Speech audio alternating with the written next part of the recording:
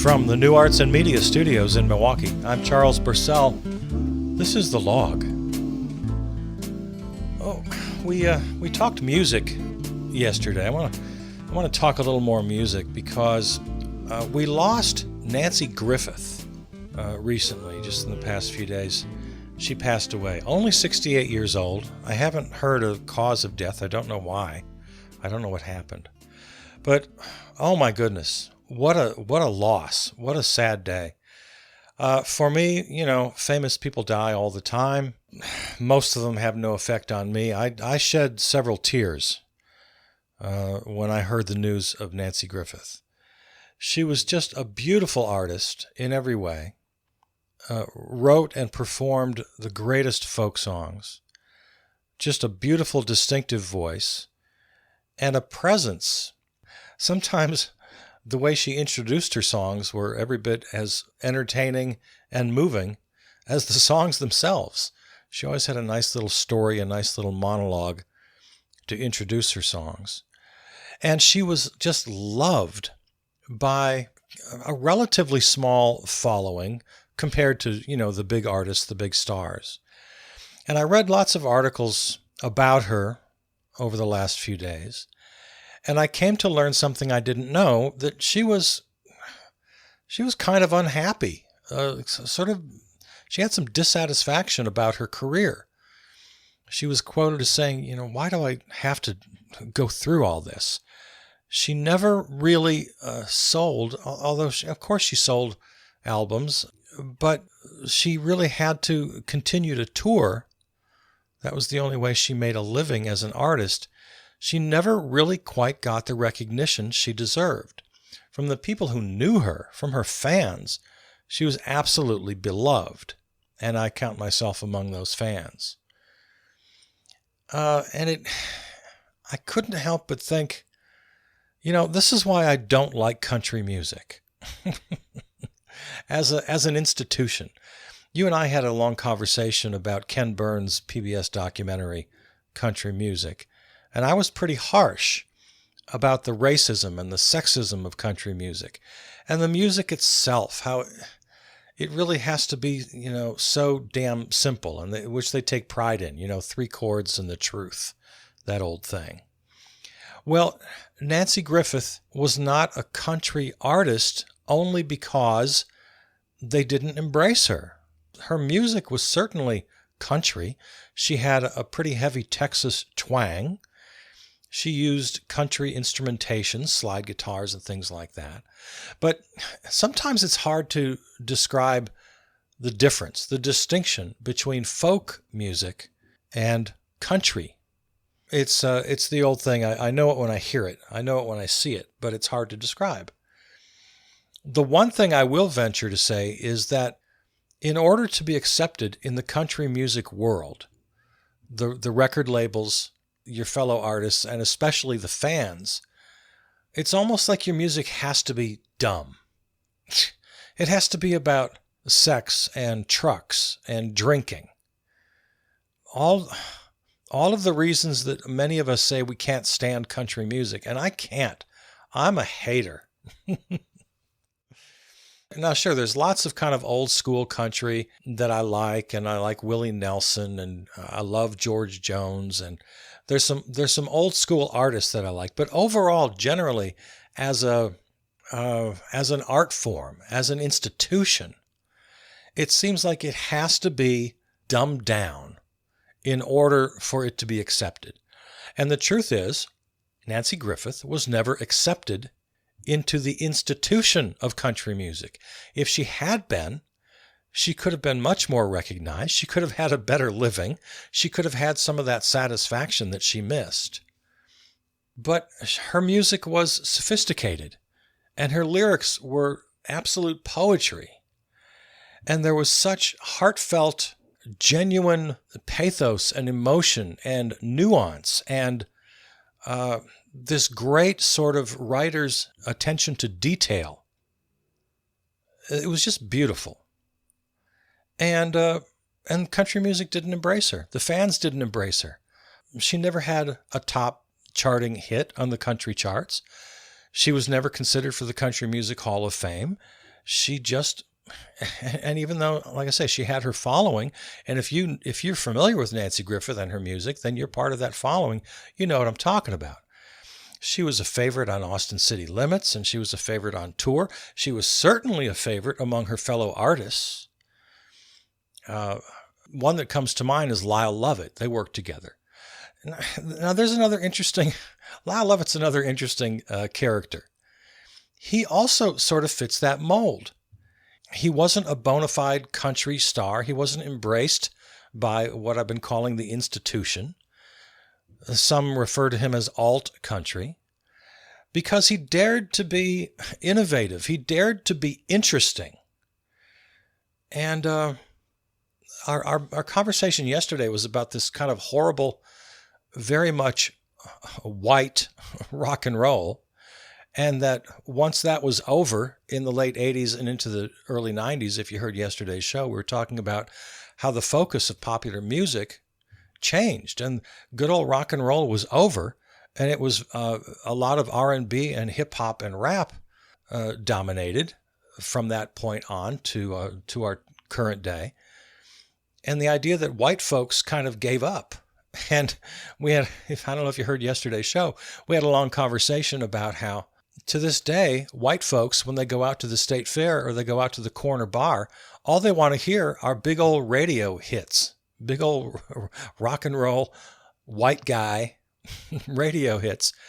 And it's kind of odd that here in 2021, we're routinely going out to hear music that's 40 and even 50 years old and even older.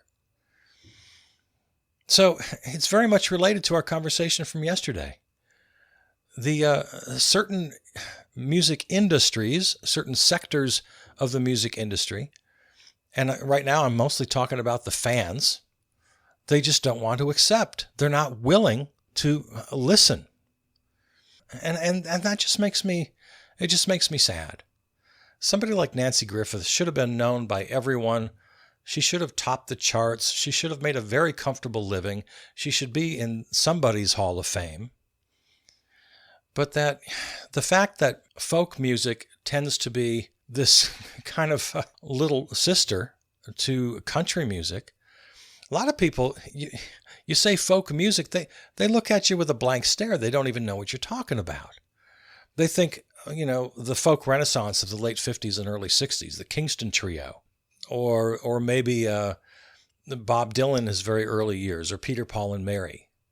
That's folk music, and it's to be ridiculed. It's to be made fun of. But if you're familiar with that genre of Americana or folk music, it really is a beautiful art form, and it embraces nuance. It embraces what's possible in the lyrics, the poetry of the lyrics. Anyway, I just want to send all my love to Nancy Griffith. If there's an afterlife, I hope she's happy there. Yeah, a real favorite of mine. Speaking of white folks who can't seem to understand how the world works these days, I'm changing subject now. We, for several years now, some of us have been referring to the far right wing of this country as the American Taliban. And it was a little bit tongue-in-cheek. It was almost a joke, mostly because of their very conservative, narrow view of religion and the fact that their religion and their race is superior to others, and that they're willing to, especially the militia side of this movement, they're very willing to fight for what they call their heritage and their traditional values. So their willingness to be violent and justifying it with this sort of superior religious and cultural idea. A lot of us have been calling them the American Taliban. And I think when it started, maybe it was a little tongue-in-cheek. We weren't really serious. And as news events progressed over the years, a lot of us started taking that pretty seriously. Like, yeah, there really are comparisons. And then we saw we saw some visuals that were really striking. The truck caravans, the militia types with their guns parading through the streets, flags waving, guns hoisted, and dressed to the extreme in their almost cosplay fashion. You know, the camo and the flags on the caps and the MAGA hats, and the side-by-side comparison of Taliban types in their trucks and their guns and their very distinct paraphernalia and attire. Those side-by-side pictures, we've all seen them. It's like, yeah, look at this. The alt-right, whatever you want to call them, the far right, the militia types, side by side in these pictures with the Taliban. It's like, yeah, look at this. They really are the American Taliban. And now with the events of this past week, have you seen the side-by-side pictures of the Taliban in the halls of government in Afghanistan, sitting in the seat of power?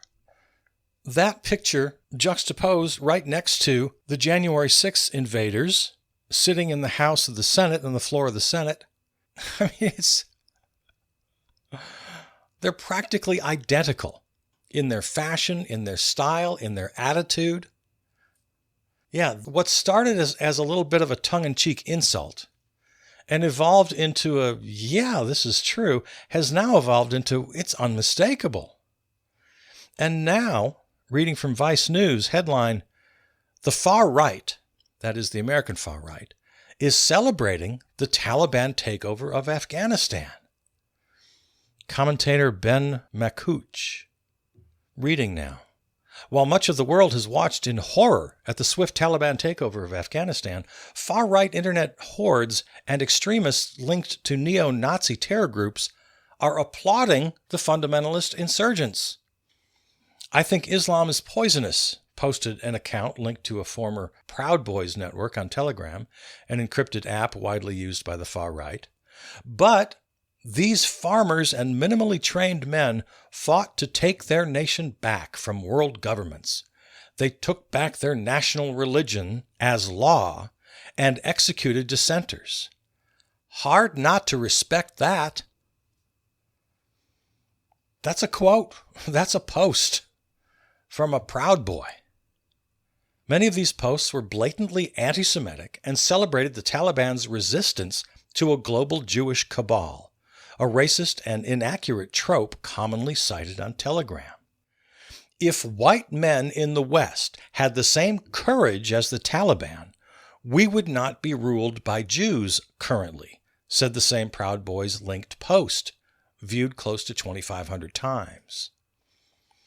Though several of the posts spread across multiple accounts salute the victory of the Taliban, they are also quick to point out that they hate the Middle East and people of color.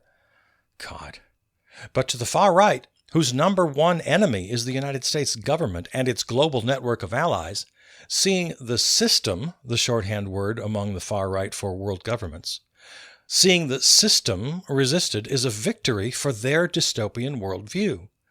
It is also clear that the accounts promoting the Taliban victory saw the historical event as a key propaganda victory for the future.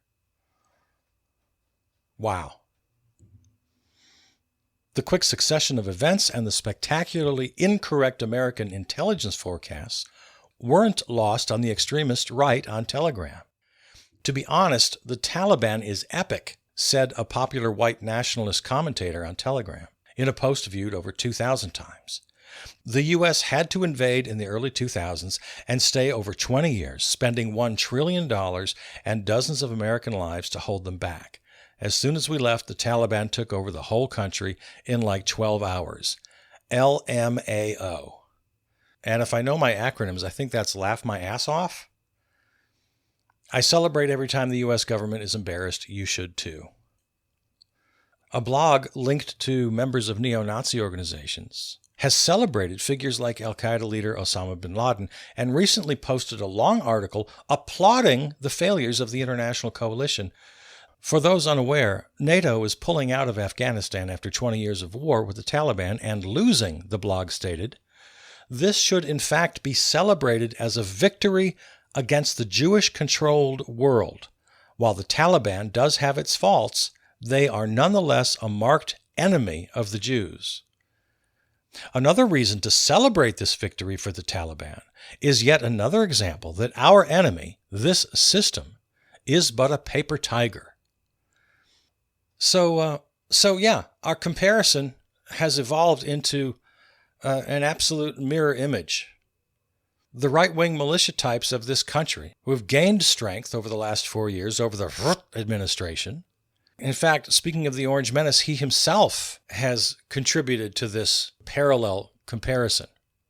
His supporters, who practically ran a Biden bus off the road, these caravans, these truck caravans, marauding through Black Lives Matter protests, taking over. And let's go back to that first quote. They're praising the idea. Yeah, here's the quote again. They took back their national religion as law.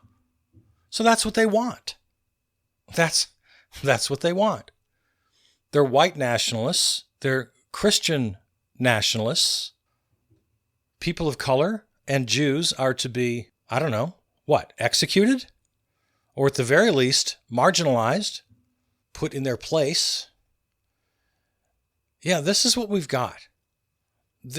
They've taken over. The right wing, the far right wing of this country, is every bit as dangerous as the Taliban. And you give them an inch, they'll take it, and more. We can't be doing any compromising with these folks. We can't do any negotiating with the American right wing. They're dangerous. And they're not even trying to hide it anymore. They're not even being coy about it. They're just coming right out. There was an interesting article recently in Common Dreams, a piece by C.J. Polytroniou. Headline, Is Humanity's Return to Barbarism Unavoidable? Unless we can tame our irrational economic system and, above all else, do away with capitalism's addiction to fossil fuels, the collapse of civilized order is a near certainty. Now, you may feel like I'm taking a left-hand turn here. Maybe I am. But I think this is a correct reading of our situation. Because the ruthlessness of capitalism, which is inextricably tied to racism, to ethno-nationalism, to Christian nationalism, you can't really talk about one without the other. The far right-wing dangerous militia contingency is only possible because of the ruthless winner-take-all notion of capitalism. I've got mine, don't take it. And of course, from the advent of this country, the white male patriarchy has ruled things. It's what Tucker Carlson and the whole gang are afraid of losing. They cling to concepts of freedom and heritage. And you don't think the free market capitalism is at the very center of all of that? Of course it is. They're all inextricably tied. So the far right is the inevitable result of this movement. Let me read to you just a little bit of what this writer has to say. A cursory glance at the state of today's world will give pause to anyone wishing to celebrate humanity's progress. In fact, evidence abounds that the possibility of a reversion to barbarism should not be rejected as too far-fetched. We live in a period of great global complexity, confusion, and uncertainty. We are in the midst of a whirlpool of events and developments that are eroding our capability to manage human affairs in a way that is conducive to the attainment of a political and economic order based on stability, justice, and sustainability. Indeed, the contemporary world is fraught with perils and challenges that will test severely humanity's ability to maintain a steady course towards anything resembling a civilized life. That's what I'm talking about. Basic civilization, cooperation, kindness, empathy. If we want to live in a democracy, We have to live in a multi-racial, multi-ethnic, multi-religious democracy. That's the only option. We can't have a democracy where only the white Christian nationalists are able to exercise any kind of power. Back to the article here. A good argument can be made that we live today in a new age of unreason. Science is still rejected by many people, of course. Look at climate, the pandemic, all of that. Science is still rejected by many people. Objectivity and truth have become contested terms, and we are delaying the end of the fossil fuel age because we are accustomed to doing things in a particular way. So the essay continues, and it's mostly about economic inequalities and the so-called lack of civility, and he talks at some length about the degeneration of thought itself and respect for science and all of that. But I see the connection here. The far right, the extremists, they didn't just wake up one day and said, oh, let's be crazy. No, they are protecting a system that benefits them. They're the white Christian patriarchy, and they want to keep it that way. And they know, look at this last census. We saw the census numbers that came out recently. How the white population is down. People of color are up. They're scared to death of what they're losing, and they're going to protect it at any cost. And they're very happy to come right out in the open, carry their assault weapons, dress in fatigues, cosplay like they're the American Taliban, literally praise the Taliban in Afghanistan for returning their religion as a national religion. They're not shy about it. This is what they want. And this is what we're up against. Also, they're getting so blatant. They're getting so overt about what they want. They don't want democracy anymore. Democracy is a bad thing. They come right out and say it. They equate democracy with mob rule, and the mob rule being people of color, immigrants, this huge backlash. We see a new enthusiasm. It's always been there, but a heightened enthusiasm for the denial of women's rights, especially reproductive rights. The American Taliban is just, they're right out there. Now, their criticism of me and our ilk is that we want to make everything about race and gender, and that we're the ones dividing everyone. Well, I'm gonna be honest. For those of you who think it's tempting to say, well, I'm colorblind, or I don't see color, I don't see ethnicity, and there's no such thing as a hyphenated American, we're all just Americans. No, I'm here to completely disagree with that. That's coming from a position of white nationalist power. That benefits them. I'm very happy to be a hyphenated American. I think we should all be hyphenated Americans. We're not one people. We are many people. The United States of America is unique. We are a multiracial, multi-ethnic, diverse population. I've said it 100 times. I'll say it 100 more. If it were up to me, I'd give the whole damn continent back to its indigenous folks. Native American tribes, we should just hand the deed right back to them. But short of that, if we can't do that, at the very least, we absolutely have to be a multi-ethnic, multiracial democracy. And in order to do that, we have to be aware of who we are, where we came from, and why we're here. And we have to absolutely 100% reject the idea that one race, namely the so-called white American, has got to rule in perpetuity. That's just the way it is. I've often said the people who are afraid of this multi-ethnic future, they've got one thing right. Yes, it is happening. They're not wrong about that.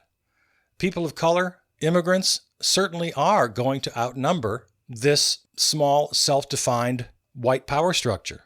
Yeah, you're right about that. You're absolutely right about that. And that's just the way it's going to be. And they're going to fight like hell to make sure it doesn't happen. And we have to enter the fight. We have to engage in the battle. Because if we don't, then like the Taliban of Afghanistan, at some point, one of their little January 6th insurrections is going to be successful. They've already got, the state of Georgia has successfully now made impotent Fulton County's voter system. Without Fulton County, Georgia, Atlanta, without Atlanta coming out in numbers, Georgia never would have voted in 2 Democratic senators. And if the laws that exist today, the ones they've only just very recently changed, if the laws that exist today existed just a few months ago, Georgia would have 2 Republican senators, and the Senate would be led by Republicans, and Mitch McConnell would be the Senate leader.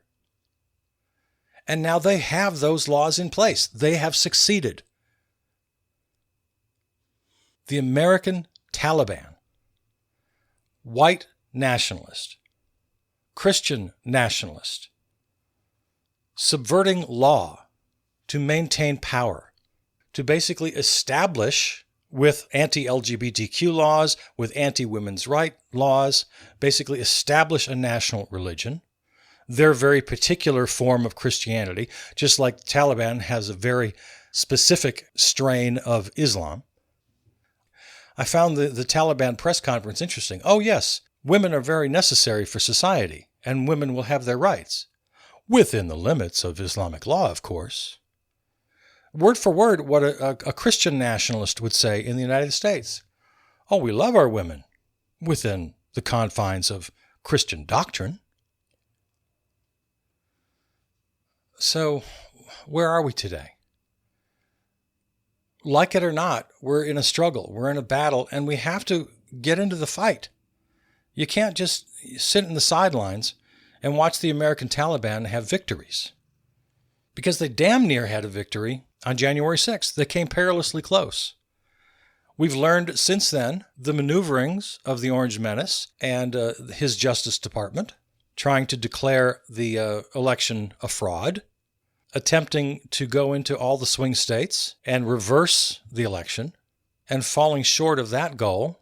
Now, states like Georgia have literally changed their laws to take power out of the hands of voters and put it squarely in their own. The power to decide elections. And every day when you get up, there's another headline. A whole slew of anti-abortion laws stating that at the moment of conception, this is now in law in some states, that at the moment of conception, that little clump of cells has all the rights of a full human being, making abortion illegal at any stage. Now, am I confident that we will win this struggle? Yes. Yes, I am. But only if we recognize the gravity of this situation. We can't laugh off the American Taliban. We can't just make our little jokes. We've gone way beyond that. They are grabbing real power, actual power. And as I said, with the election of 2020, they came perilously close to exercising incredible power to quite literally steal an election and put an illegitimate president in the Oval Office, one who cheers their every move. They don't want a democracy. They want their own white Christian caliphate. And we can't be having that. All right. So, there you go. Fight the fight. I love you. I'm Charles Purcell.